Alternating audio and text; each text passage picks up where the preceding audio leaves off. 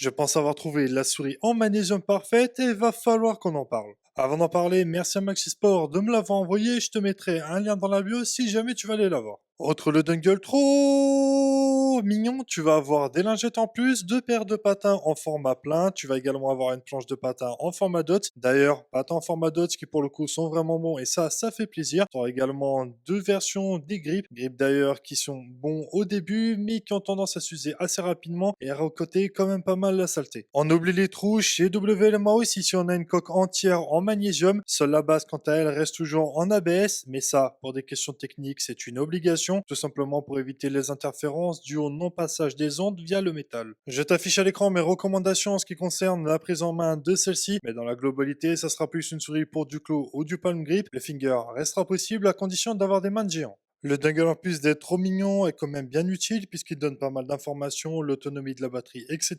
Mais d'ailleurs, si t'aimes pas le délire petit chat kawaii né, tout mignon, tout cute, tu pourras toujours enlever la coque en silicone qu'il y a au-dessus et avoir une sphère, tout ce qu'il y a de plus classique. Un défilement léger, un clic ferme et surtout avec une excellente accroche sous le doigt, le dernier capteur Pixar 3950HS, une puce plus efficiente et surtout les optical home run tellement bien implémentés sur celle-ci. Le seul défaut pour moi serait à la limite les latéraux, mais c'est pas ce qui en ferait que ça sera une mauvaise souris, loin de là. C'est pour ça que pour moi cette One de chez WLMOS est une pure réussite et que je te la recommande à 200%.